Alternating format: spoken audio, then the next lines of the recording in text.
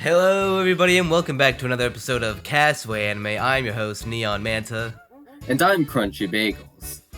And our dive into Abyss fiction reaches its next layer as we explore the depths of Made in Abyss, Dawn of the Deep Soul of the movie. The most horrifying entry in the series yet, which is saying a lot considering that the fourth arc, or I guess the fourth layer more so, of Season 1 literally involved a child trying to amputate another child's arm. So yeah, this movie's pretty messed. Pretty completely and utterly messed. If child amputation is your thing, boy howdy is this movie the pick for you. Speaking of grotesque body horror, you'll have to forgive my audio quality today, because I am sick with a head cold and ear infection. Just delightful. But the show must go on, god damn it. He had to, while we were setting up for this episode, he had to leave like 3 times to, I think, blow your nose or something? I have to spit up mucus that's lodged in my throat. Absolutely Occasionally amazing. also blow my nose as well, but mostly I have to spit up disgusting, thick mucus. Which is it in bad relative, that when you in said relative that, terms, I was it is not even reminded. a fraction of things that are worse that occur to the kids in this movie. So, When you said spitting up mucus, is it bad that the first thing I thought of was when they're eating that meat from the one fish and it's covered in slime? you mean the most disgusting fish I've ever laid eyes on in any medium of fiction ever? Yes. The one with the animation where they peel back the skin, it's so grotesquely detailed, almost like Akira-esque. Why did they have so much animation for that? It's so well animated and so good and horrible looking at the same time. Speaking of grotesque but incredible, this podcast, if you enjoyed it, please be sure to leave a like, head on down to the comments, tell us what you think of Made in Abyss, and also be sure to subscribe for more podcasts and other content.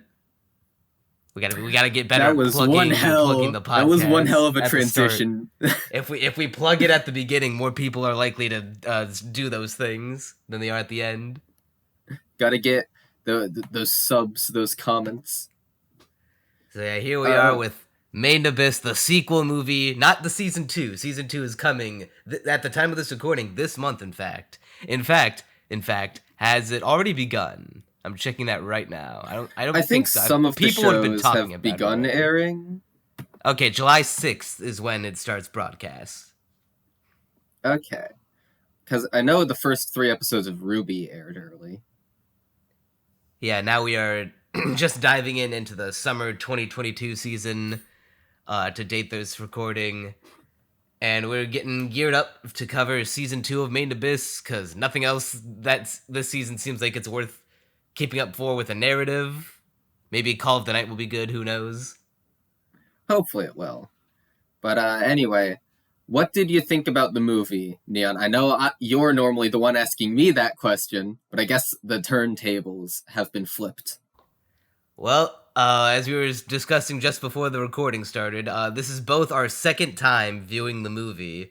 And one of my first notes is, goddamn global pandemic, and how I lament that because of it, we were unable to see this in theaters where it was meant to be seen. Just based on the opening shot alone of Nanachi climbing down that cliff with all the fog and the scope and scale of that shot, goddamn. You had to be in a theater. I wish I could have seen it in theaters too, because it is a very, very pretty looking movie. Something I noticed is that there's an abundance of very wide spanning establishing shots that normally get prefaced with this twisting and turning camera, trying to just show as much movement and as much landscape as possible. Like they're very good establishing shots, and it although there's so many in the beginning part of the movie that it's kind of funny in a way because I kept noticing the trend.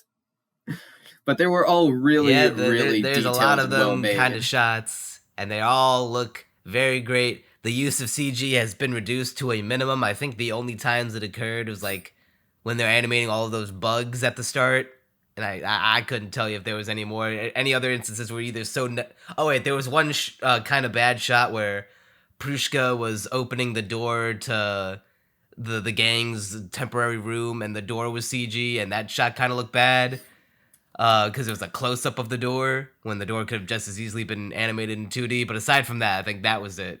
This is easily the best looking Made in Abyss material there is. I actually didn't notice the bugs being CG somehow. I did notice the door, and that was the one bad-looking part of the movie.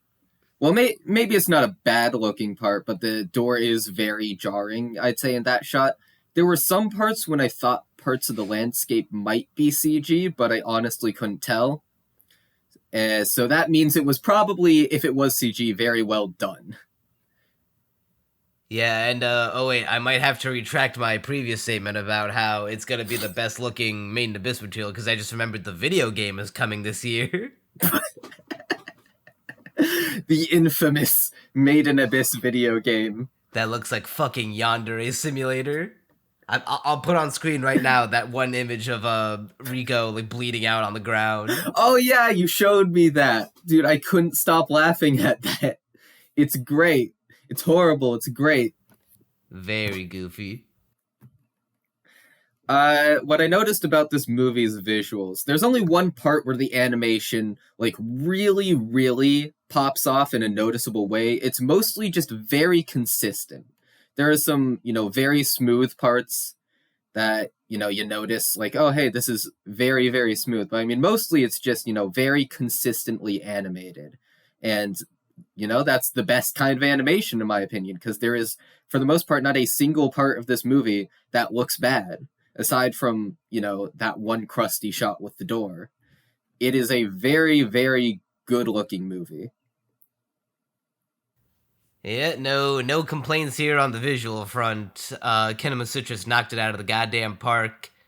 Between the the haunting majesty of the Abyss, the animation, especially in those fight scenes. Goddamn, they would probably. I'm not too well versed in Kinema Citrus filmography outside of Made in Abyss and Shield Hero, but Shield Hero didn't look that great to begin with. Shield Hero looked kind of bad in a lot of scenes, especially the fight scenes, because it had a lot of, CG and stuff like that. The fight scene does look really good. There's one part where the camera is just whirling all over the place. There's tons of action happening in rapid succession. And it is a little, I'd say, disorienting at parts, but it's so well animated that I honestly didn't even really mind all that much. Well, going into covering the movie in a actually before we get into covering the movie in a sort of chronological order, I just have to get this out of the way first. When I put in my Blu-ray of the Made in Abyss movie that I got to watch it, it opened up with a warning, a disclaimer rather, saying the views on this disc do not reflect the views of Sentai Filmworks. So we know where Sentai stands on Bondrewd, the haters. That is the worst take. Who couldn't agree with such a lovable semi-human? He did nothing wrong? ? Yeah, Bondrewd did nothing wrong. He was completely in the right. So, I don't think we actually answered the question, how we feel about the movie on our second time here as opposed to our first time, outside of, damn, should have been in theaters. Fuck you, COVID. Oh yeah, true. Okay, so I have a complex history with this movie. So I watched it for the first time when it had just released to the piracy sites here, where it had just been, because before it was limited to theater release. And Minecraft. And I didn't catch that.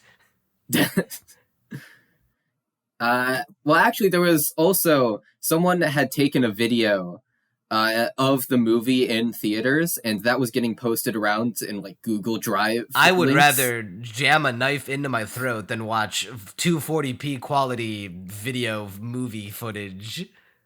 Well, Phone apparently, cam. my friend, who is a big fan of Made in Abyss, he watched the movie I think 3 times like that before it was out on piracy sites in full quality because he really liked the movie, but that was the only way he could watch it.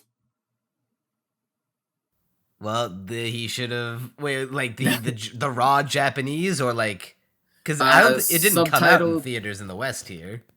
It was supposed to, but then the big sickie happened. I'm not actually sure on that. There must have been subs somewhere else he wouldn't have been able to understand it. So maybe they were added in post, or maybe there was like a subtitled viewing in Japan or another country like that. Or was it Well, just limited to Japan? to be fair, the way that Sentai ended up doing the widespread release of this movie in the West made it like way easy to pirate. And I should know because even though I didn't engage in such despicable illegal activities, I could have very well easily done so if I desired. Excuse me. How they did it, to give a history lesson, is that it was like a rental fee. They gave you this link that gave you access to basically the MP4 of the movie or like a website to watch it on that hosted it, and you had to pay like I don't know, maybe $25. That name is jumping out to me for whatever reason, and you had access to it for like 24 to 48 hours, and then it expired, but you could play it on your computer. So if I so desired, one could say hypothetically open up a screen capture like OBS while the movie's playing, and then just record over it, and then keep a high quality MP4 of it on your own computer, if one so desired, hypothetically. Yeah, we're totally against piracy. This is just purely a hypothetical of what you could have done. Yeah, so I watched it with some friends who had also seen Made in Abyss. One of them being Armagon. The other one, it was all our first time watching the movie, by the way. And the other one being someone who does not handle horror or gore very well, but checked out Made in Abyss for whatever reason. I forgot if we recommended it to her or not, but she watched it and she could not handle it to put it bluntly. I mean, I understand where she's coming from because I mean, I'm relatively hard stomached with this type of stuff. Excluding certain things, I'd say I handle it pretty well. Watch ReZero gore doesn't phase me. Don't care. Rem, you're playing Twister with your limbs chopped off. Don't care. But this movie managed to make me a degree of horrified that I can't remember feeling for any other movie. But I feel like I'm getting a little ahead of myself because I have yet to even talk about my first experience with the movie. Oh yeah, what was your first experience like? So I remember watching the movie and being a little disappointed about some aspects of it. And it was enough that this was back when I had Made in Abyss season 1 as like a 10 out of 10. I had it as like a low 9 because I was disappointed by some of it. I was And disappointed, therefore I gave it an yeah. amazing score as opposed to a Yeah. perfect score. Yeah, I still really loved it. But the main complaint I remember having about it is that Prushka is not really a character.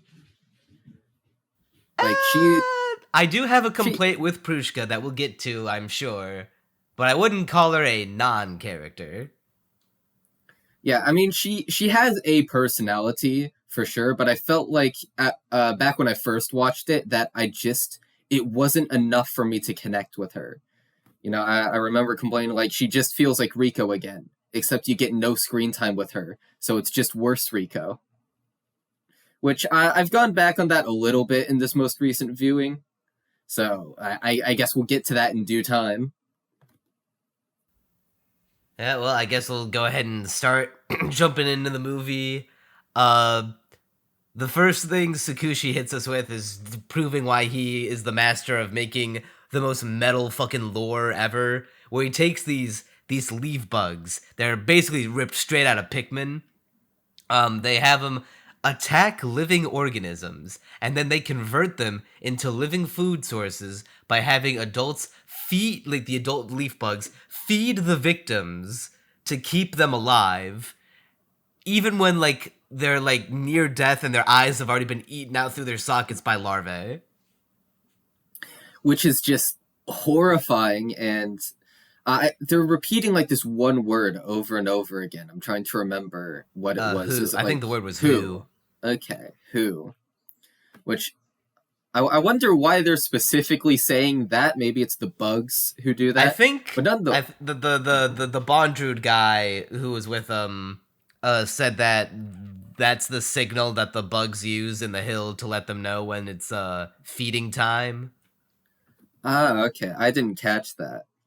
But it's like the beginning 10 minutes of this movie is just a bunch of very, very interesting world building. Like even at the very beginning, Nanachi's like, why are the cave raiders maps so vague? And Rico's like, well, they don't want people illegally cave raiding, so they make it hard by making the maps vague, and then actual cave raiders, they get told through word of mouth that like all the secrets to the different parts of the abyss and how to traverse it, and it's basically a way to make sure that only cave raiders cave raid. And it's just really interesting. Like those small tidbits are what make the dialogue in Made in Abyss so good. I And did then you not get even pick up on that. and then you get the leaf bugs, and then Bondrewd's, I'm trying to remember what they're called. Something hand. The Umbra hands. Umbra hand. He's one of Bondrewd's Umbra hands, and he takes a literal flamethrower and burns them all because these bugs have been basically they're from the 6th layer and they've gone up to the 5th layer. Or actually, I think this is like the very bottom of the 4th layer. But anyway, they're an invasive species here essentially, and they've been nesting here.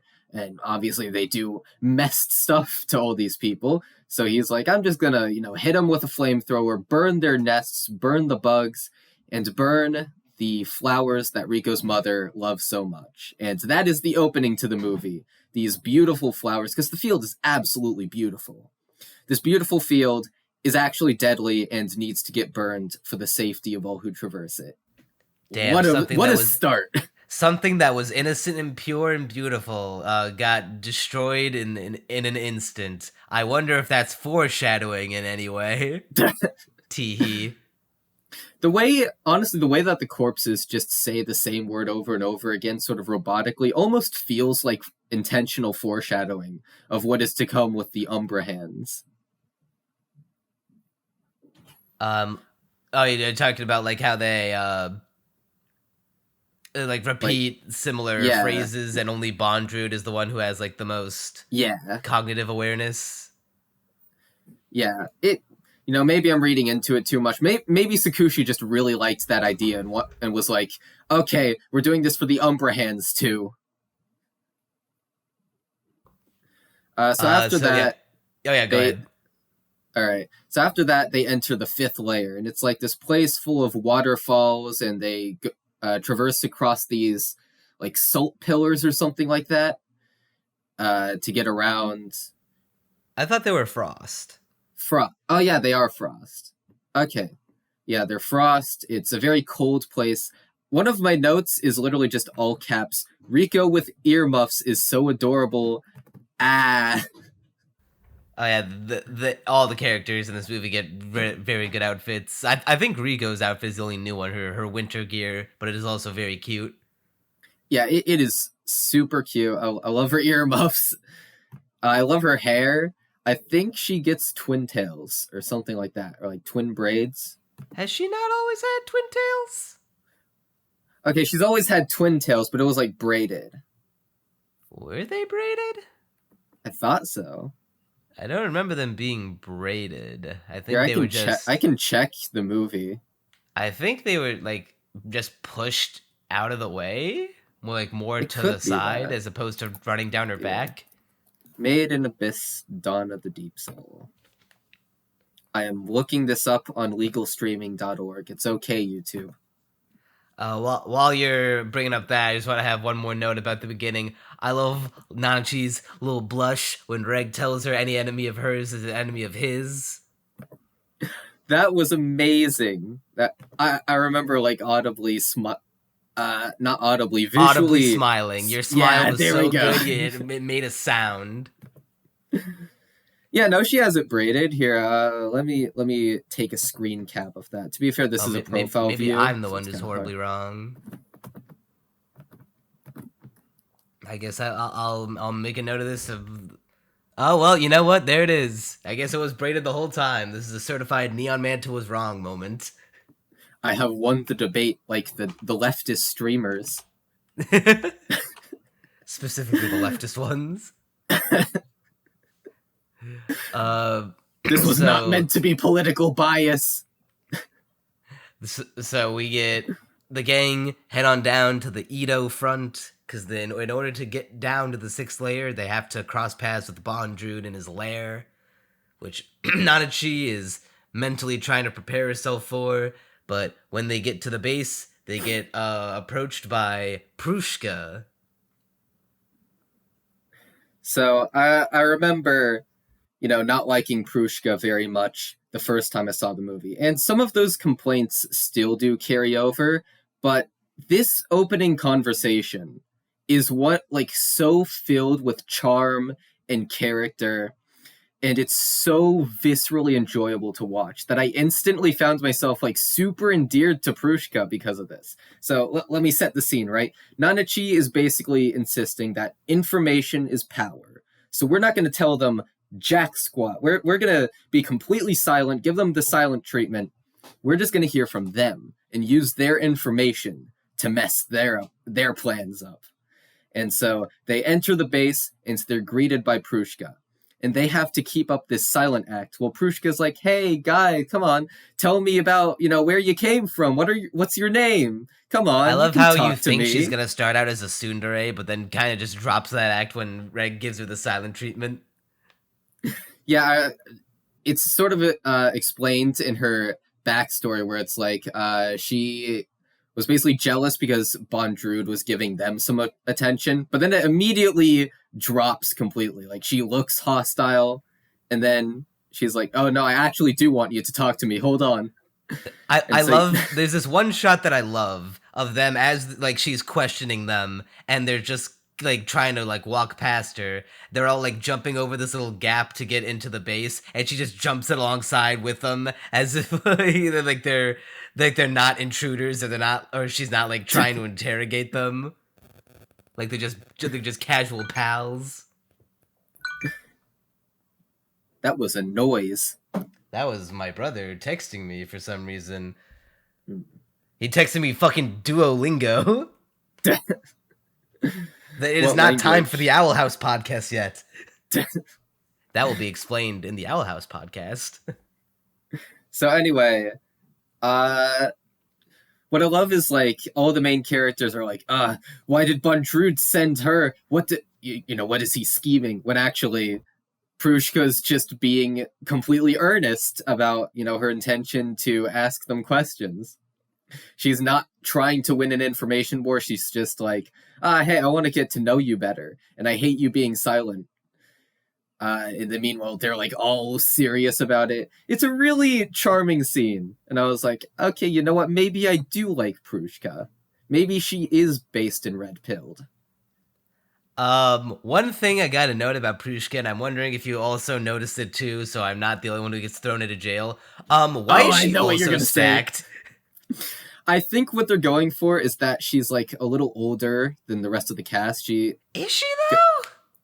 I think she's meant to be, because at least I thought she was a little taller than Rico, but that could just be my mind making stuff up. I think the hat makes her a little taller than Rico. Yeah, that could be it. I But think like, she's supposed to be older.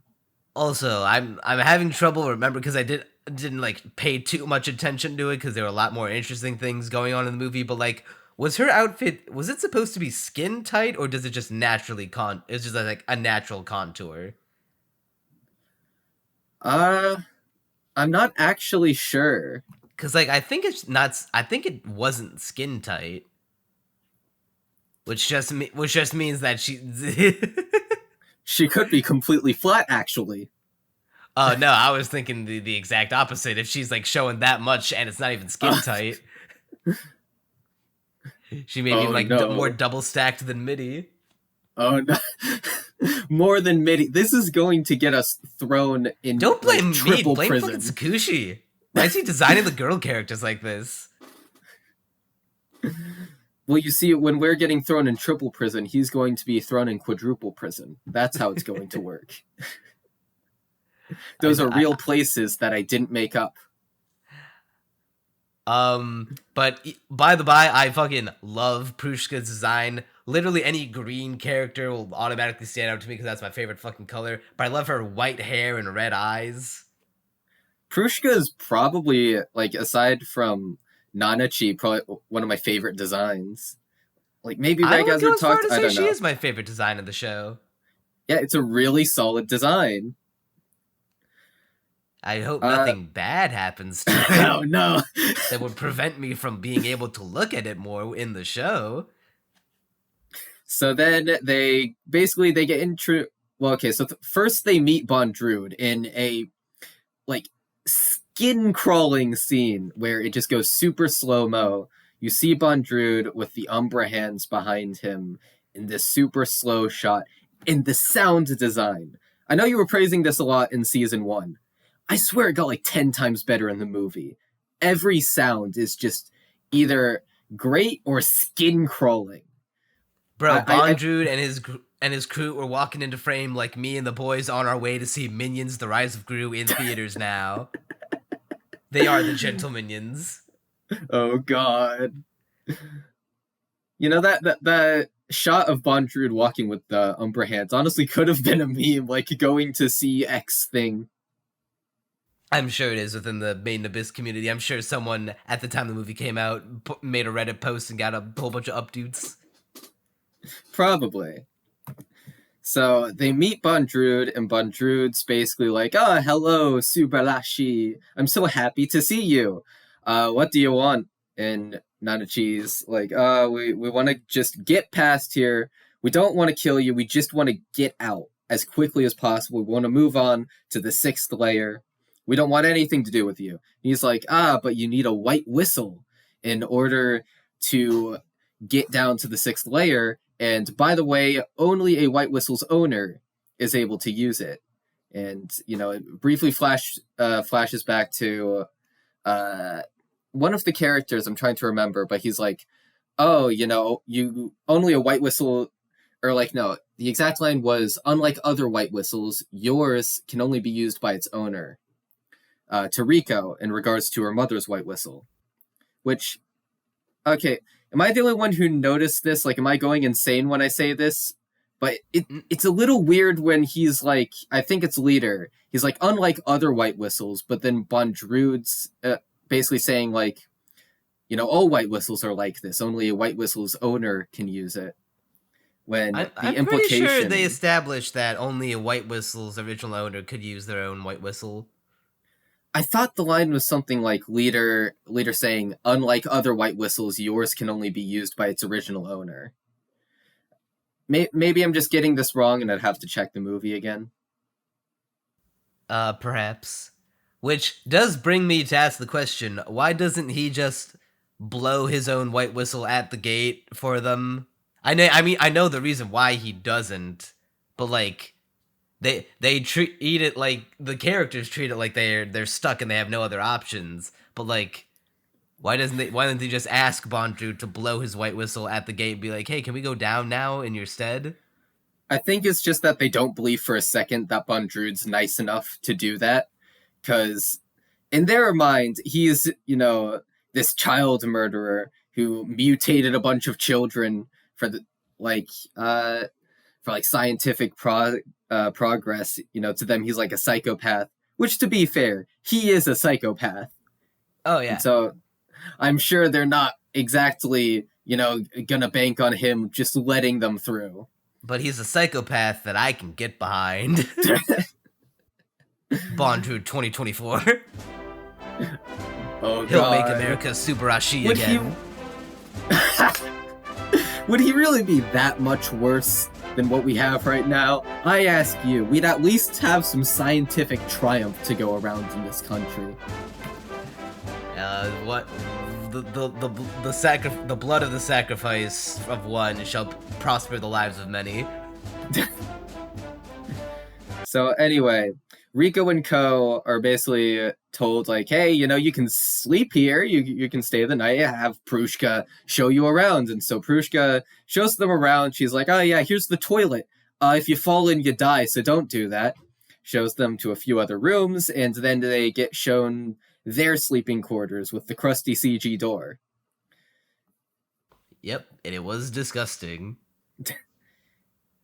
And then there's a point where Nanachi is telling Reg that his helmet's pattern that occurs every time he puts it on indicates uses of his incinerator and implies that if he continues to use it, it could possibly deactivate him. Yeah, I was about to get to that, where it seems like the implication, at least to me, was that the incinerator is shortening his lifespan, because she says, like, oh, you being awake must not use that much power. So it uses a little bit of power. So isn't he just shortening his lifespan every time he uses the incinerator? Which is kind of a freaky thought.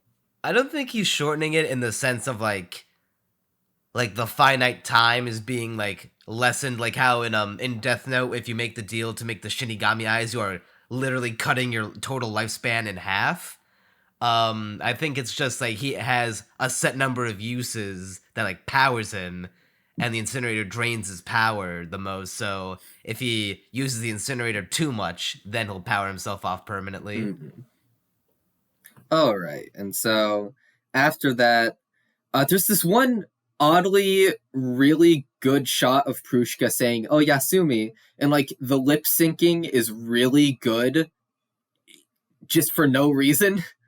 Because most anime lip syncing is them just moving their mouth up and down, not really attempting to, have their mouths move actually accurately to what the syllables are. It's just kind of moving up and down, very static-like. But Prushka's Oyasumi is like very oddly smooth and detailed. I don't know if you noticed that. Some anime will do that when they're trying to go for like a specific, like a common phrase in the Japanese language, when they want to get like a little cutesy, a little fancy. I don't know. It was a really good shot. I enjoyed that. Rico needs to piss. Typical. And she's wakes up to find that both of her friends are missing. Oh no. And so there's this. I really like this scene because it's constantly switching back and forth between a bunch of perspectives. You've got Nanachi going out in the middle of the night and talking to Bondrewd.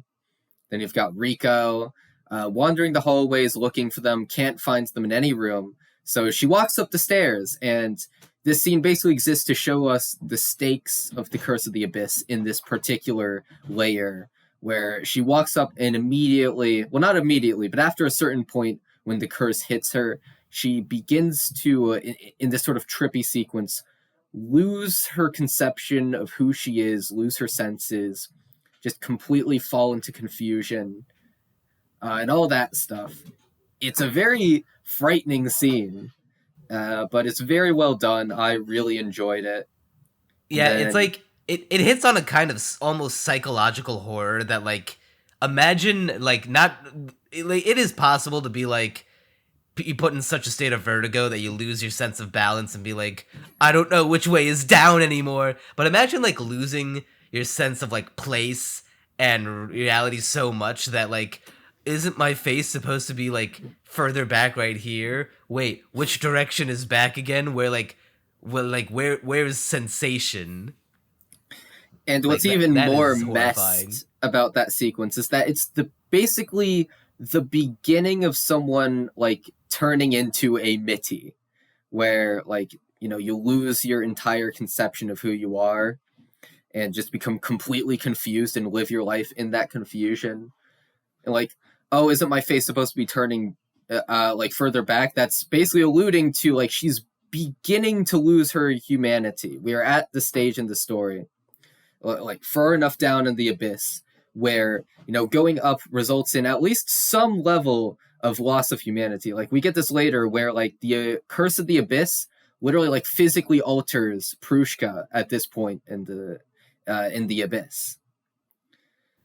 Yeah, there's also a level of intrigue and mystery that they're putting onto the authenticity of the Curse of the Abyss when, in Riko's point of view, when she gets those cuts on her face and her hand, it's like some invisible nightmare force that's causing those cuts. But then when she comes to on the floor, when Prushka gets to her, Prushka's like, you took a nasty fall back there. Yeah, you cut open your face and your hand when you landed. You grit your teeth so hard that you cracked your molars. And it's like, and we already know that the abyss does cause illusions. So, who is to truly say whether there is just some invisible force that's like causing all those wounds or all these effects, or if there is something like a possible explanation to all of this that outside of just it's magic, bro. I mean, I'm not sure if it was necessarily to get you to question the authenticity of it. I think it was more so just Riko being so confused that she didn't know where the cuts came from. I mean, well, we do see her on the stairs when the cuts happen, and that was before any possible idea of a fall. I mean, she probably just fell a little ways down the stairs. At least that's the explanation my mind came up with. It seems like purposeful to be like to have those like shadow tendrils cut open her face and hand, and then Prushka is like, oh no, you just fell, bro. Hmm. I don't really Well, know if I get the point you're making. I feel like maybe there's something like more. I mean, the whole one of the goals of the show is to figure out the mystery of the Curse of the Abyss and why it exists. So maybe this could be like a hint towards its true nature. I feel like this is purposeful for a reason. I don't know. Well, anyway, so We get introduced to Prushka, Mania that lives in Prushka's hat, and that's the cutest fucking shit ever. I instantly saw. All right, I had forgotten about Mania, something like that. Well, Mania just sounds weird. Mania, something like that. I think it's Mania. Mania. Okay. Well, Mania. I instantly saw Mania, which I had forgotten she existed for whatever reason, and I was like, mascot character. I want a plushie of that. Yeah, I also thought the same thing. Like I probably would not buy it myself because I'm not much of a plushie consumer. But if one happened to end up in my possession, I would not turn my nose at it. I would buy a plushie. I would go out of my way to buy a plushie of that. That is adorable. And Mania seems to be going along with them into the sixth layer of the abyss. She jumps into the capsule thing, whatever it's called. Yeah, she's Which, one of the two new party members that joined the gang. Haha. yeah, two new party members in this arc. Two. So Nanachi went off to just like sulk, I guess, and then she eats up with Bondrewd, and like they're having a little powwow. Bondrewd reveals himself to be a found family believer. Hell yeah, best trope, based character. I knew you'd find enjoyment out of that one. And then Bondrewd's like, Nanachi, you've been one of my greatest successes. I need you to stay with me, and we can figure this out, Morty. We can solve the Curse of the Abyss, Morty. The Maiden Abyss, 100 years, 100 seasons. Oh god. And then Nanachi, she says yes, actually, on the condition that she can guarantee the safety of her friends and that they can be let into the sixth layer of the abyss. So To she's which willing to Bondrewd sacrifice responds herself. with a whoops, oopsie Oopsie whoopsie, I made a daisy. fucky wucky. And then we hard cut to Reg being basically tortured in a chair. He's being Experimented and experimented with. dissected. Yes. Yeah. Experimented and dissected, where he gets his arm quite literally chopped off. And he And starts it's like bleeding. to no fanfare. And which is like somehow more terrifying. Like we do get a nice close-up shot of his arm being removed and blood pouring out of like the little metal socket where it once was, but like the fact that it's like not given like dramatic significance within like the direction and like the reaction of the characters or of Reg rather, it's like makes it all the more horrifying, which is like, oh yeah, these characters, they can just lose an arm just like that. This is also a scene where we get a massive upheaval in the nature of the story, in the sense that instead of Wally piss, it's Shota piss. That was like the biggest thought I had coming away from this movie. Not even the question of like Bondrewd's morality. It was who over at like Bondrewd headquarters at HQ had to design and prototype and build the and even just think of the urine extracting device. He literally had it planned. He had it there all along for whatever reason. I guess Sakushi just imagines that every mad scientist would have something like this, because Sakushi, he thinks like, what if I was Bondrewd? What if I was were a mad scientist? Just waiting to be outed? What if? And so he immediately thinks Wally Piss Collector. Listen, I'm not saying Sakushi is a pedophile. We have zero evidence to that. I'm just saying I would have never pegged the author of Galco-chan for a pedophile, but, lo and behold. Innocent until proven guilty. Tip tip. Yeah, but he is certainly guilty of having a lot of Wally Piss in his story, which, to be fair, it's more of a meme than anything. But it's a very funny meme, and I will keep on. There better be more of it in season 2, because I will be laughing. There better be more every fucking time. Yeah, season 2, Crunchy Bagels 2022. Yeah. I will be disappointed if that isn't in season 2, because I want the meme to continue. Damn it. Yeah, the meme. And definitely not the folder on my computer with all the screenshots and videos. Sakushi is the piss-pilled one, not me. Piss-pilled?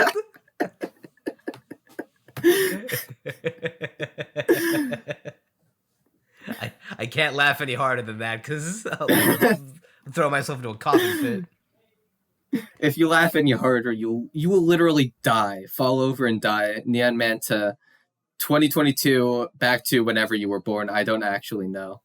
2000, baby.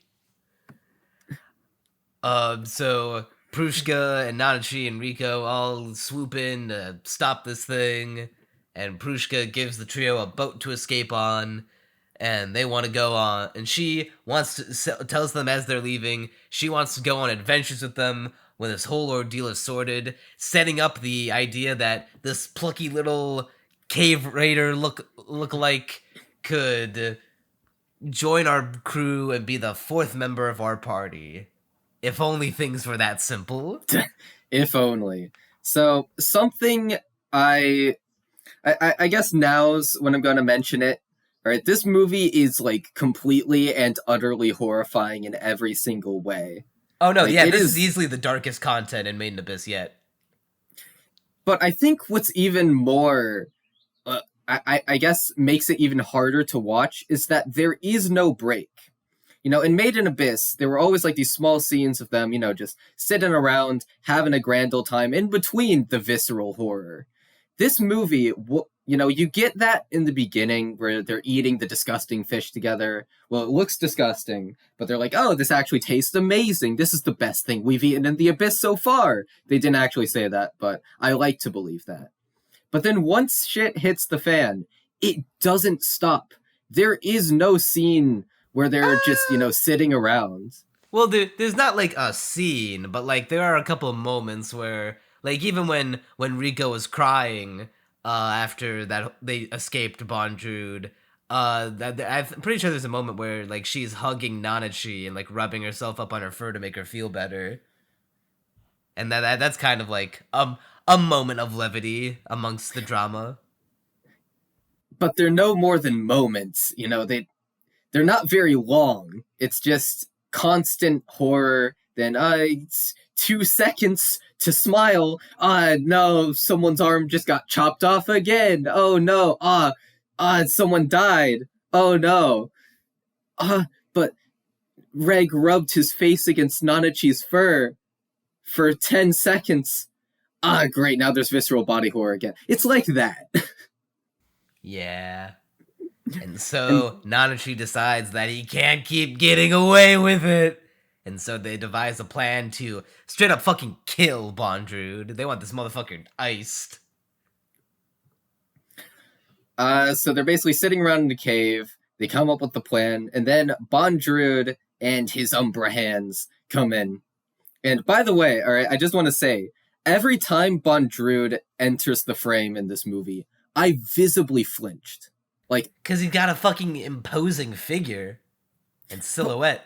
I think you're supposed. I think that's what they were going for, like trying to make people, go like, "Oh my goodness," because every time he appears on frame, it's a surprise. The characters are talking, and then it's normally Bondrewd saying something, and then it hard cuts to him, in his imposing figure.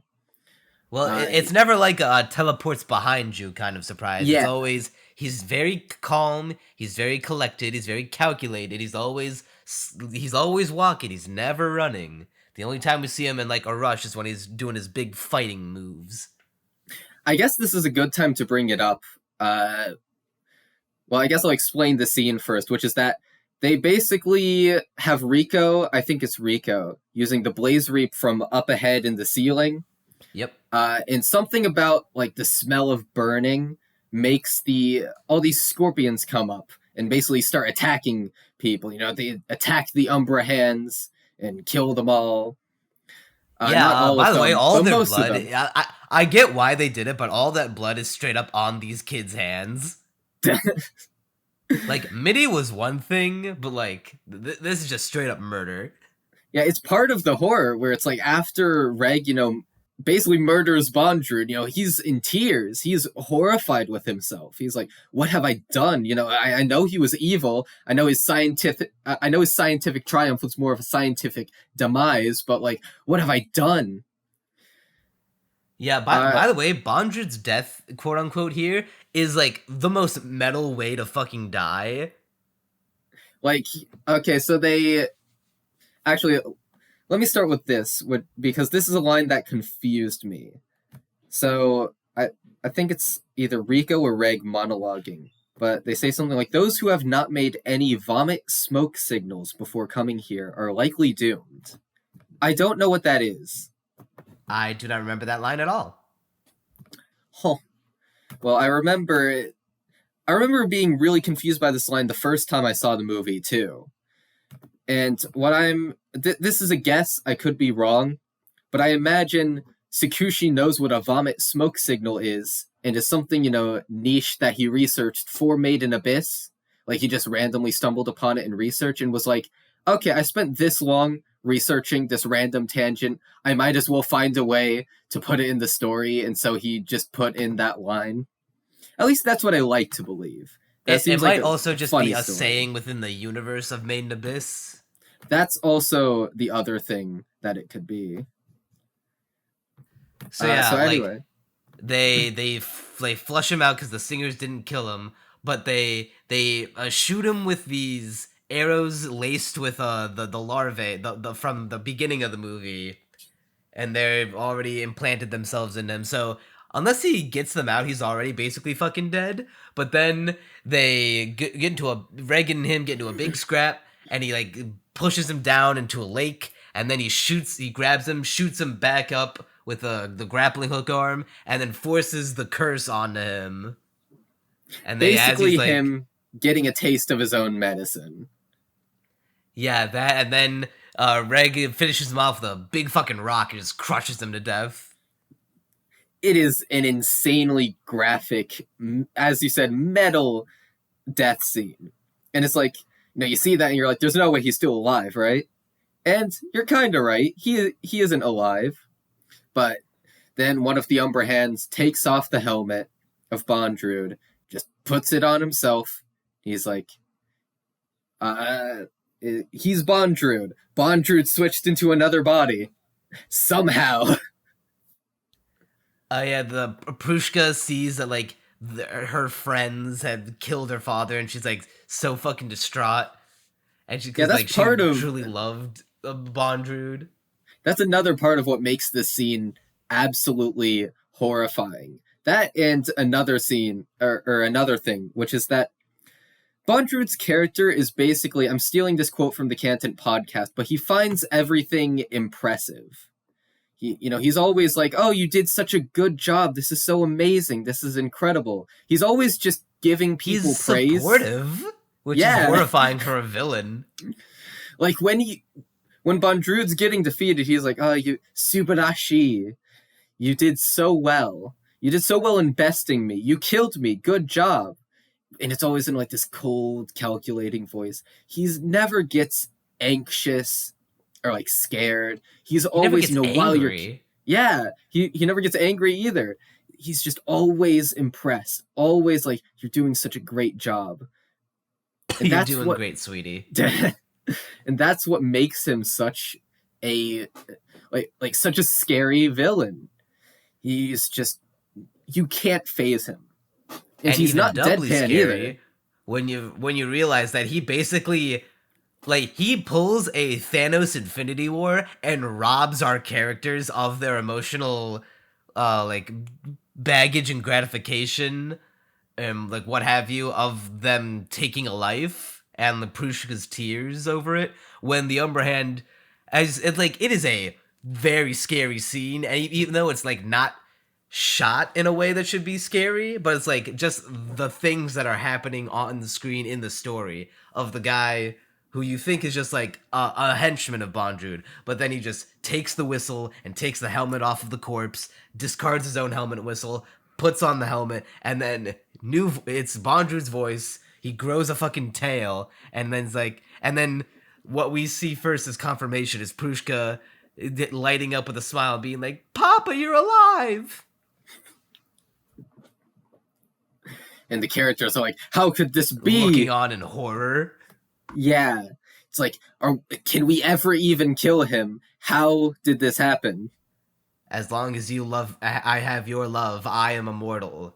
Neck chops his own daughter. And so I think from there, or at least very quickly after that, it cuts to Prushka dissection scene. Yeah, in case the Sakushi allegations were no longer deniable, he just straight up has Prushka naked with her chest out on the dissection table. Like, there's X's written all over. Yeah, granted, body. you can't. Oh, Sakushi into body writing? Oh my goodness. You can't really see her chest because there's a bunch of like red markings all over it of where to make the incisions, but there is an outline. You can see the prison material. Okay, not to mention it's also incredibly sus how Prushka refers to penises as papa poles. To be fair, I don't think it was meant to be rapey, but it kind of is. I don't believe Bondrewd would do anything like that to Prushka for a second. But like, I just find it weird. Like, why does she refer it to that as such? Although my personal meme inside my head is that Sakushi not only has a lolly piss fetish, but also a body writing one. And so, the fact that it's covered in this scene is actually just, you see, all the better for him. Yeah, I also love how Riko's vision of Prushka, of her getting destroyed on that staircase, is like a parallel to when she had that psychic link with Mitty when she was unconscious. And because, like, Riko could, like, already tell that Prushka's fucking dead. And she just, like, doesn't want to believe it yet. I didn't even connect that to like the MIDI scene for whatever reason, even though it should be a pretty obvious connection now that I think about it. And Yes. something that's kind of interesting, I get the feeling that Sakushi, he wrote out all the Prushka scenes at the beginning, and then, shit hits the fan. But then he's like, I want to have Prushka's death have tons of impact. So, like, half of Prushka's scenes are in flashback. Yeah, that is my big problem with Prushka, especially when we get to the part where she's, spoiler, already been compartmentalized into a cartridge, and then we get a big flashback to essentially her origin story, which is like, it is sad, and it does benefit the movie by being in it, but like, you kind of front backloading this on me after she's already had the tragedy occur to her. I mean, I think the flashback of her, like her entire backstory, would have been fine to have placed there if only we got just a little more screen time before the point. Which, to be fair, this movie is. It's like an hour and 45 minutes. That's standard movie runtime. Yeah. So, like, I guess it could have a little bit more in there. Maybe it would have been too long. I don't know. But I feel like there just should have been a little more. Like, I guess it makes sense to have, like, her origin from when she was, like, a toddler who got fucked up by the Curse of the Abyss to the point where she's, like, she didn't become a full-on MIDI, but she, like, basically had her humanity destroyed. But she made a comeback. She was able to be nursed back to humanity by Bondrewd and his crew. All right, so where we're at in the movie, in our retelling, is that Rico has just, woken up, having had this vision, and they're thinking through Bondrewd's body switching shenanigans. They're like, how could this be?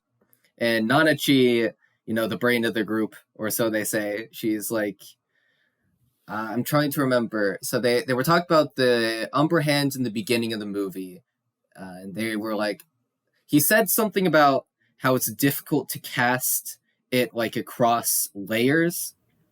And so they were like, okay.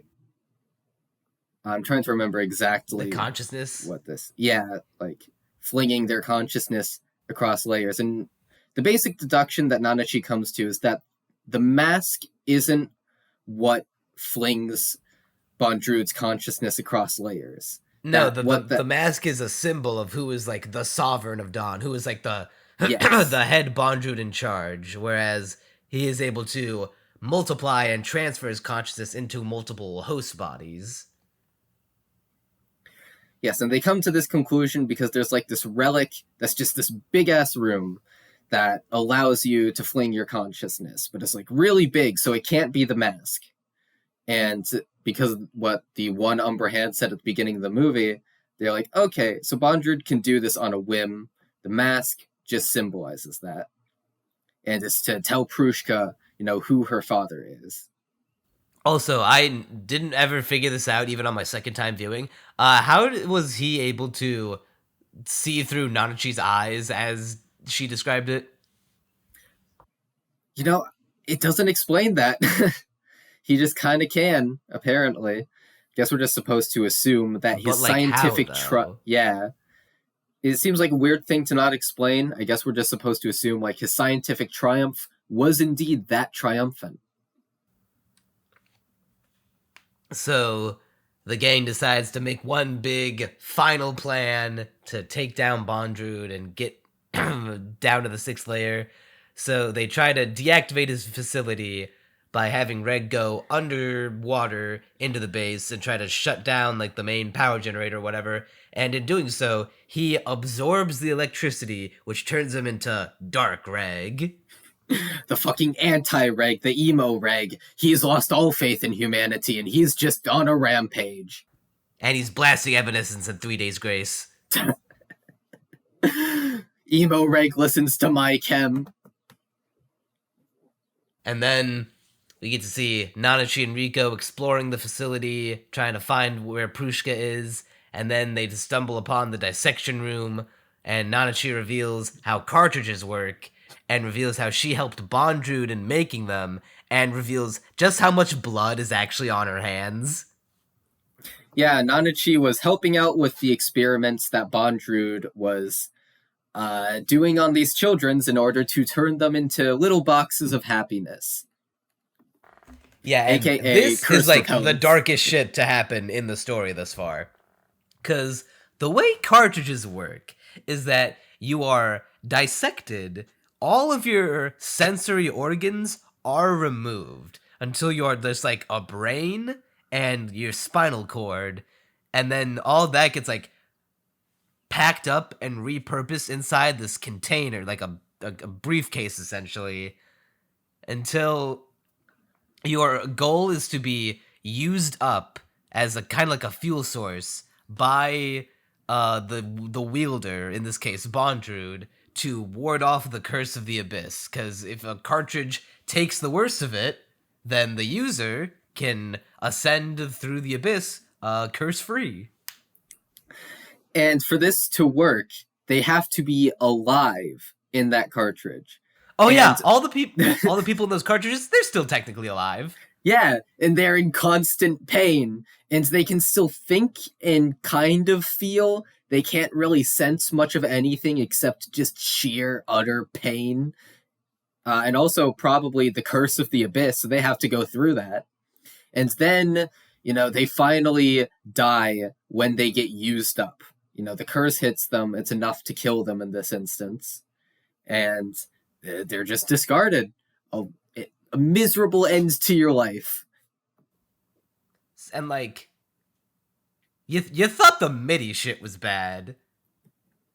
Like, at least she was able to like live a life, not an ideal one, but at least you could make the argument that she was able to live.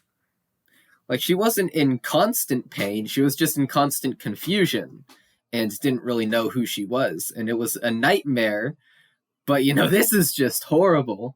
This makes MIDI look like she was having the best time of her life. And then we get to Bondrewd stumbles in on the girls, and then Rico is able to piece it all together. Because Bondrewd reveals that white whistles, in order to make them, there has to be a human sacrifice. A human has to give up their life for a user in order to have the white whistle be formed. And you just see Rico's horror as she looks at her mom's white whistle and realizes someone had to die for that. Yeah.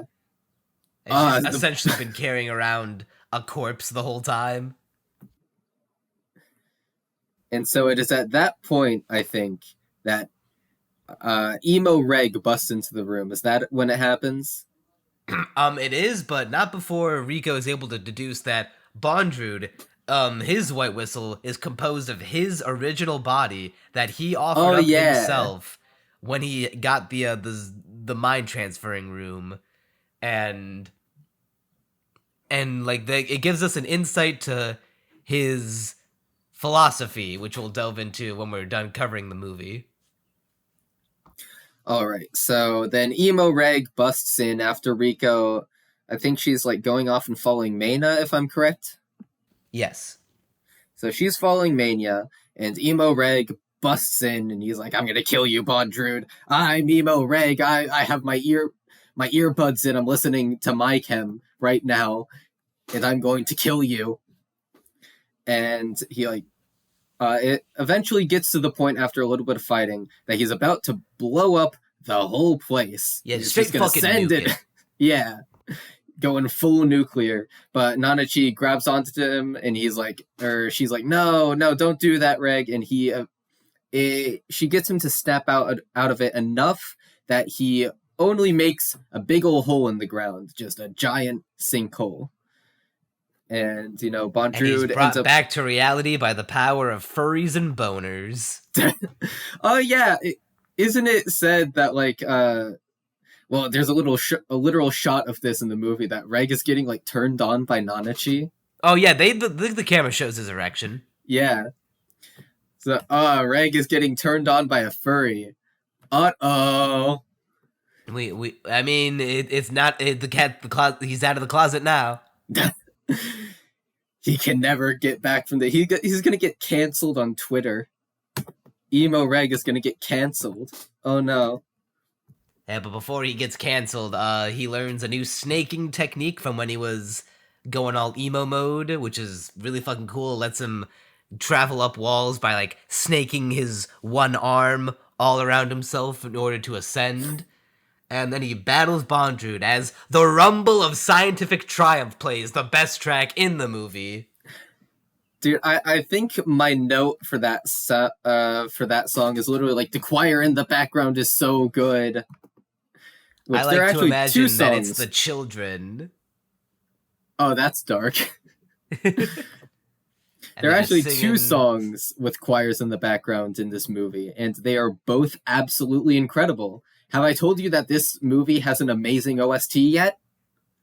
Oh, what? Kevin Pankin made a good anime OST? What? No. I can't believe this. Oh my god. Hey, my throat is on fire right now, so I'll let you try to summarize the rest of the movie as best you can. I'll chime in with little ditties as I come up with them. Alright. So they duke it out, Reg and Bondrewd. It's really well animated. He's using his one arm to fling himself up this sinkhole. Oh, actually, we forgot to mention this part where he's at the bottom of basically the bottom of this hole, and all the different middies start crawling out. Just each one like making MIDI noises. And And Bondrewd's there Bondrewd makes too. a point to name each. He's memorized all of their Yeah. names, even when they're in this unrecognizable monster state.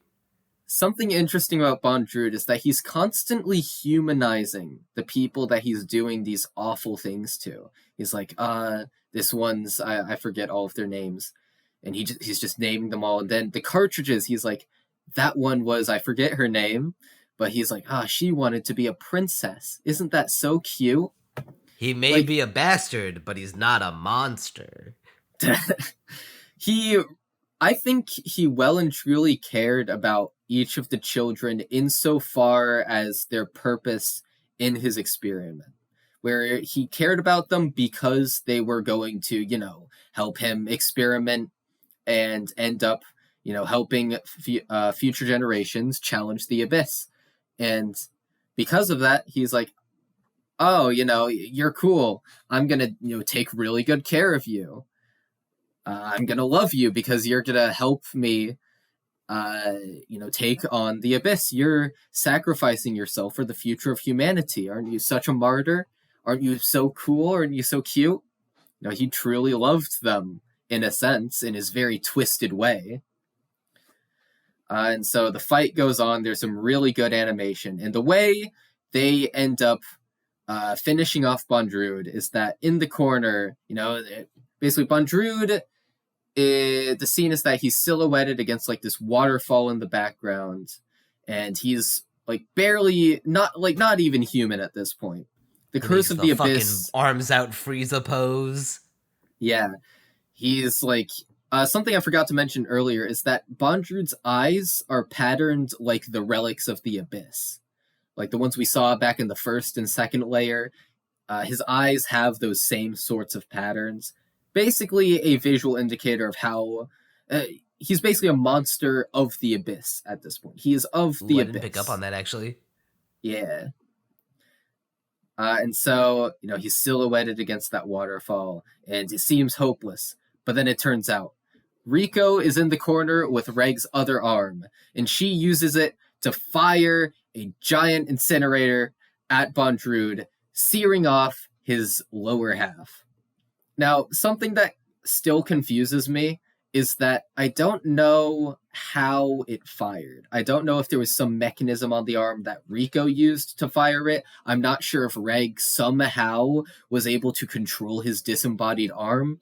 And Bondrewd even acknowledges this. He is like, to imagine that the disembodied arm could be fired, but they don't explain it. They just acknowledge it. I think the charge might be like housed in the arm. Maybe something like that. But I wish there was like a more technical explanation for this. Reg also learns how to fire his incinerator from his feet now. Oh yeah, that does happen. And he fires also a bunch of like mini bursts. he's well and truly powered up to take on this foe that is Bondrewd. Now he needs the salty run back against Ozen. And so Bondrewd's lower half gets seared, and Nanachi walks up to him, and he's basically like talked about how impressed he is, how proud he is to have been beaten by these people. And he puts his hand on Nanachi, all emotional like. Nanachi tosses his arm to the ground, having thoroughly bested him, and rejecting his love, basically. And well, I wouldn't say it's an outright rejection, because she does say they come to an understanding. Like, she doesn't want anything to do with him, but, like, she comes, like, a twisted understanding of sorts. Yeah. I guess a sort of mutual respect. Yeah. So, something interesting is that they do not kill Bondrewd. He still has Umbra Hands left. It's just that none of the Umbra Hands at this point can, actually do anything to influence the battle. And they're intent on destroying Bondrewd's all the lab stuff here. They're intent on destroying the one relic that makes it so that he can fling his consciousness everywhere in the first place. They're basically like, they're basically saying, I'm going to ruin everything you've been working towards up to this point, and you're just going to have to be reset back to square one. We're going to inconvenience you massively. And so he dies, and then Riko is basically crying over Prushka. She's holding the cartridge in her hands, and it's just leaking blood all over Riko's legs. But then, out comes a white whistle. Prushka sacrificed herself in order to help Riko carry on to the 6th layer, which is a very unexpected, but also, like, an amazing twist. Like, I really like that moment. It's very heartfelt, and, like, Prushka, even though she's dead, she's still helping these characters on their journey. And I guess she's able to go on those adventures with the gang after all. Yeah. And like I just really like it because it makes complete sense, at least to me. And it's something that was set up before, but it's like set up in a way that you couldn't have possibly seen this coming. I mean, maybe someone did. I mean, I'm sure at least one person did, but I didn't. It's a nice way to have our heroes continue on into the abyss without having to, like, take a life by their own choice. Yeah, that it was pretty much the only way it could have ended, assuming Bondrewd wasn't going to just let them through. And it also doesn't feel like an ass pull, like, oh, that's how you're going to get our heroes forward. Yeah, it's absolutely not an ass pull. It's, very well set up. It makes complete sense. We're at the altar where these sacrifices happen, or I guess the general vicinity of where these sacrifices happen. So I like that twist. And then the gang heads on down to the 6th layer as Bondrewd sees them off, and Bondrewd looking a lot more human-like with his mask cracked. Yep. And now the story will continue in season 2. Which, judging from how nightmarish this was, I cannot even begin to fathom how season 2 will one-up this. Like, I think it's fair to say at this point that Made in Abyss has transitioned into becoming a full-on horror story. There were elements of that in season 1, but season 2... Yeah. The dark is in a font size about 90% bigger than the fantasy part at this point. Alright, that about wraps up the discussion of the movie, but now we gotta pose the age-old question. Bondrewd did nothing wrong, question mark? I'd say it's funny to say he did nothing wrong as a meme. As a serious question, I think it's pretty clear that the dude's a psychopath.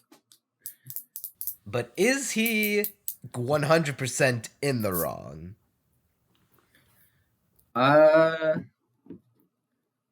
I mean, okay. So the basic core of Bondrewd's character is that he really loves, this idea of like scientific progress. He wants to progress the entire civilization that has formed around the abyss forward to learning more about it.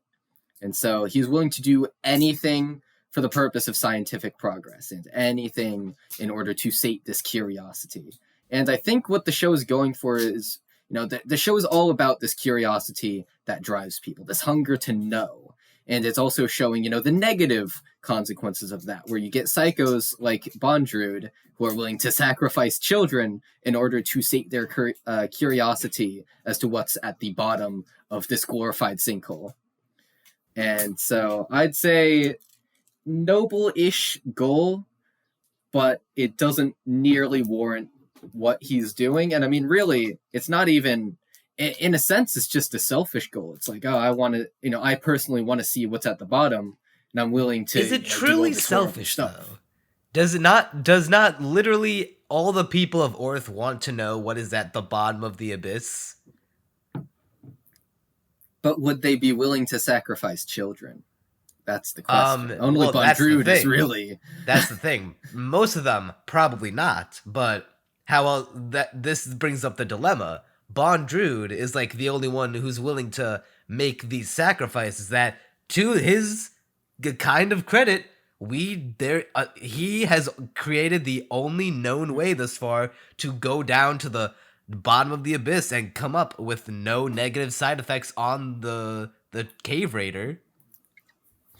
But I think the core of why Bondrewd's goals are like decidedly not noble is that what do we gain, right? What do we gain from seeing the bottom of the abyss and going back up? There's no guarantee that it's going to be this miracle cure to all the world's problems. There's no guarantee that what's at the bottom is the cure for cancer, the end of all wars. It's probably just a field of flowers or something like that. So it's the drive, it's the pursuit of knowledge. Why do you think so many cave raiders are going down there? It's the pursuit of knowledge, but it is not something worthy of the sacrifice of children. Well, see, here's the thing, though. You call him Bondrewd selfish, but let's not forget, he is willing to make sacrifices, not just on the behest of others, but himself. He willingly gave up his own body to form his white whistle. He is not prepared to do anything himself that no one else would.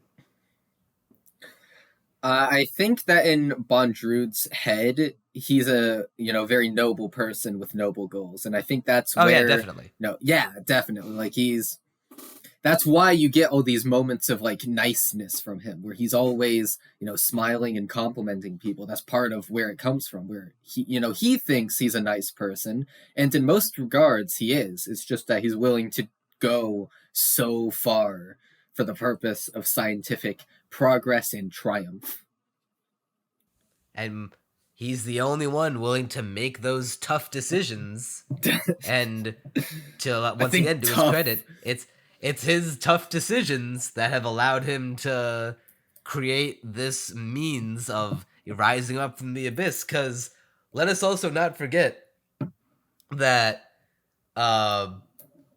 when he is going down into that dar abyss and coming back up, like it is the question of like obviously morally he is in the wrong. Like we shouldn't be sacrificing people in order to benefit we shouldn't the benefit of benefiting like the rest of humanity should not come at the cost of the sacrifice of even one person's life. But Bondrewd is trying to look at the bigger picture. He's like, they don't make it a concept of like idealism versus realism in the movie, but I feel like that's the stance he would take. He's just being like I'm not saying I enjoy taking all these kids and stuffing them into cartridges, but there's no other way to do this.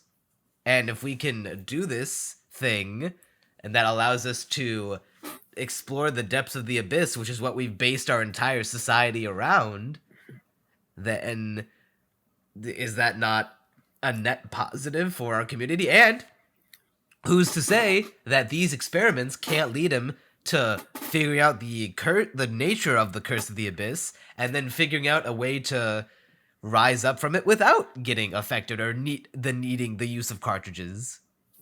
I think Bondrewd places a lot of value on knowledge, and he's basically in his head. He will do basically anything in order to gain more knowledge, particularly I mean, about the after abyss in all, this case. information is power. True. And that's sort Nanachi of knows what's up. yeah. And Bondrewd is basically willing to make any sacrifice for knowledge because he thinks knowledge is always going to benefit mankind so much that the individual sacrifices that he is making will just not even come close to amounting to what that knowledge will do for everyone. That's how he sees it in his head, anyway. I'd argue against that by saying that, well, we don't actually know if this knowledge is going to save lives.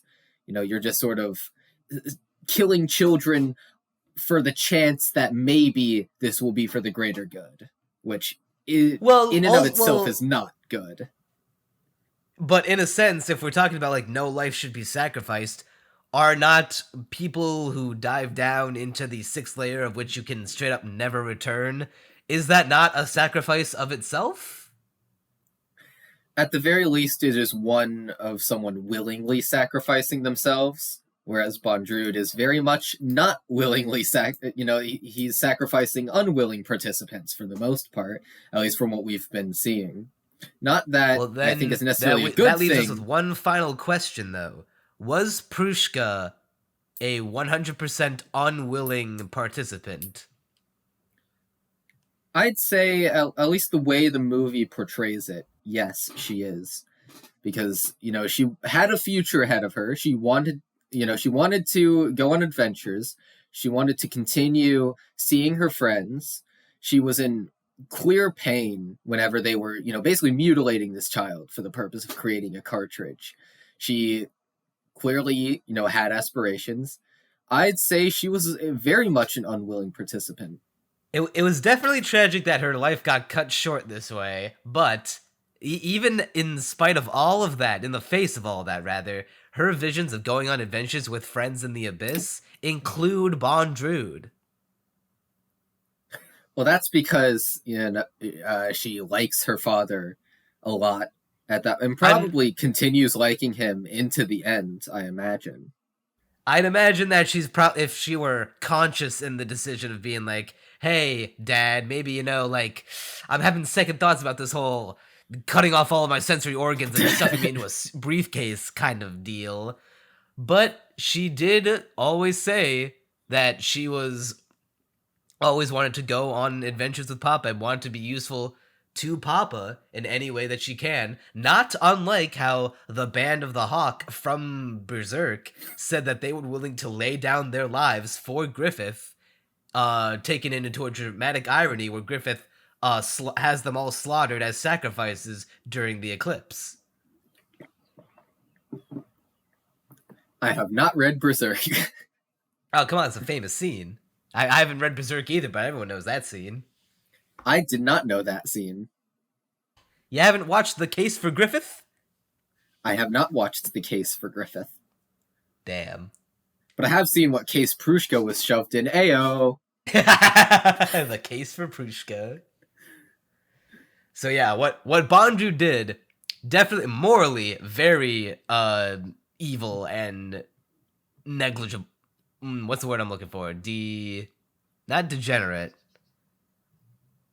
Despicable? Not degradable. Well, that just kind of reprehensible. Yeah, I think that's a closer word to what I was looking for. Oh god, my throat. Oh, it is on fire. It is burning. But like, I feel like if we look at it on like a grand scale, in the concept of the abyss, like in the context rather of Orth in the world of Maiden Abyss, Bondrewd is not quite like the out and out monster. Like, he has a point. Like, you can't say that he doesn't have a point as hard as you try to argue. Yeah, he does have a point. I mean, it doesn't really, his way of going The about ends things may doesn't not really hold justify the up. means, Yeah. but he's also he is so dedicated to this goal that he has also made sacrifices of his own accord. He has essentially long since given up his humanity in his quest for this goal. Something that I find really interesting is that the people who, the white whistles, right, who tackle the abyss, the show makes a point of making them sort of inhuman. Where Ozen, she had shoved all these thousand man wedges into her arms, like all across her body. And Reg even remarks, like, you're calling me inhuman, but you're not so human yourself. You're just as mechanized as I am, in a sense. Then Bondrewd, he was literally shifting his consciousness to different bodies. He grows a tail. He has these like white fur scales or something like that growing out of his arms by the end because of the curse of the abyss. And the same sort of, in a sense, holds true for our main characters. Reg is a robot who, for all intents and purposes, is human, except that he does have mechanical parts. Nanachi has the intellect of a human, but is, an adorable rabbit monster. Let's put it that way. And And her Rico, the humanity most taken human, from her. yeah, forcibly ripped away from her. And Rico is the most human of them all, but the show has made a point to say that she is essentially a walking corpse. She has done something decidedly inhuman, which is defy death. So I think what the show is basically getting at in that is that as you as you descend in the abyss, the people who get used to it are, they slowly lose their humanity.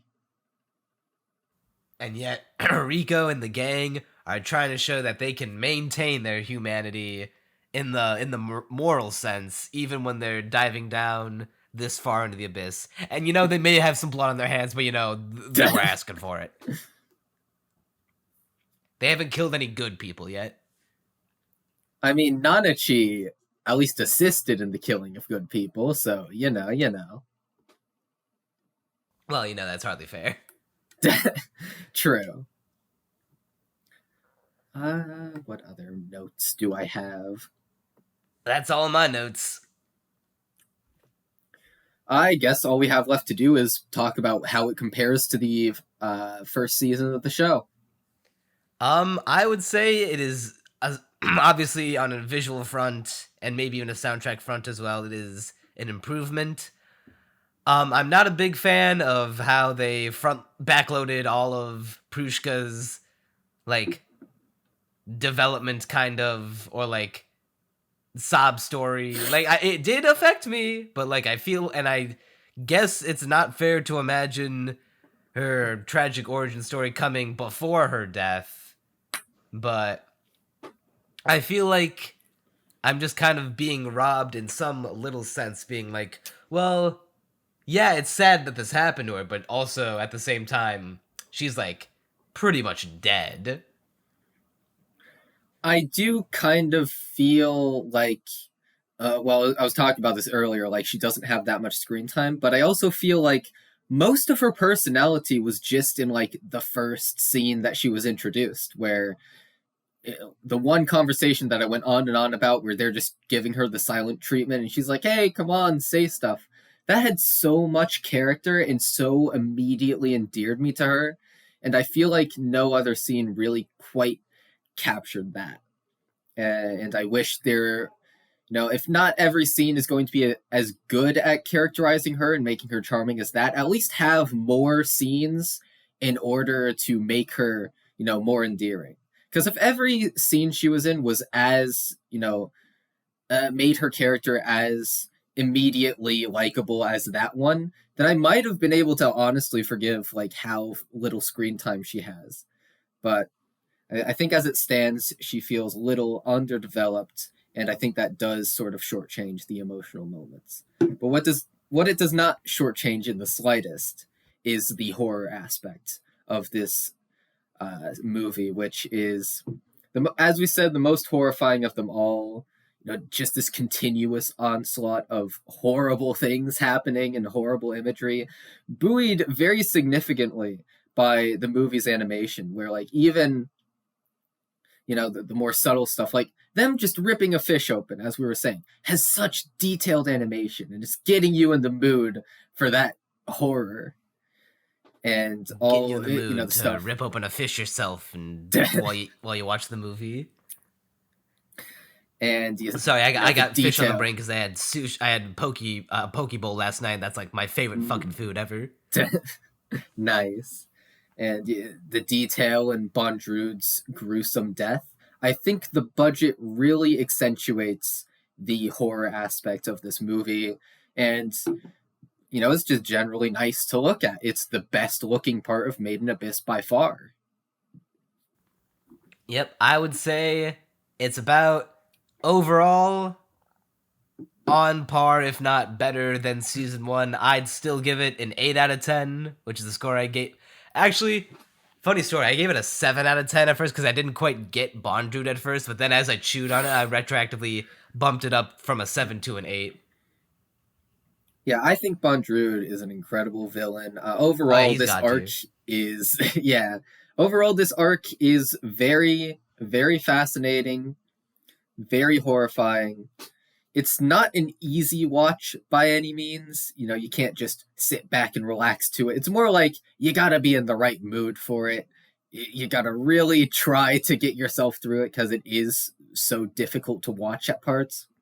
But it's a worthwhile experience. I was not bored for a second throughout it. I was completely enraptured by the horror I saw.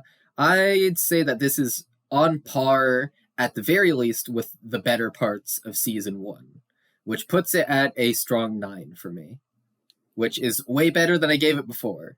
Because I eventually, the first time I watched it, retroactively lowered it to an 8. So clearly, this second watch has endeared me a lot to the movie. I think it's really great. And with that, we have now concluded all the coverage of Made in Abyss up until the second season begins in the 6th layer on the summer 2022 season, which we will definitely be covering. Yes, I'm gonna have to watch so many episodes of anime for that. Just like I'm hoping the season's gonna be good. Although you always do. You always hope the seasons of anime are good. Yeah, you never want a bad one. Alright, looks like we are now approaching the end of the podcast. If you enjoyed, please leave a like, comment down below what you think of Made in Abyss and your thoughts on the movie. And don't forget to hit the subscribe button to keep up to date with the podcast and other content on the channel. Follow the socials down in the description. Ring that motherfucking bell. I need to shill something real quick, because by the time this podcast is out, I'll probably have... I'm working on a story right now that I'm submitting to a contest, and they want people to publicly engage with the story, right? Because that gets factored into your final score. So I'm gonna force Neon Manta's hand and linking it in the description. Read it, please, and comment on it or something. Even if you hate it, just comment on it. They score it based on engagement and audience engagement, and comments and how quickly you respond to them. So please just trash it if you want. I don't care. Just say something. You can criticize Crunchy's writing for the cost of very little of your time. How can you say no? And as far as coming attractions, we got the seasonal cast, which by the time this episode goes up will probably be the next podcast that goes up on the channel. And then we'll... You want to know what we're gonna have soon, TM? Bleach. And then the Owl House, and March Comes Like a Lion. We say this every episode. Don't worry. It's only after the summer cast we'll finally. We're gonna record the Bleach cast before the summer cast begins. So we're just gonna have that episode on the back burner. Wait, I'm trying to see when we have that. I'm not gonna say the date out loud. I am merely going to read the date. 20 episodes in that amount of time. This is gonna be a binge. We can make that's like 2 episodes. Yeah, a day. I can make it. A little more than that. Alright, And looks like that'll just about do her. I'm Neon Manta, And I'm Crunchy Bagels. and you'll see us next time. Bye-bye. My throat is fucking dead.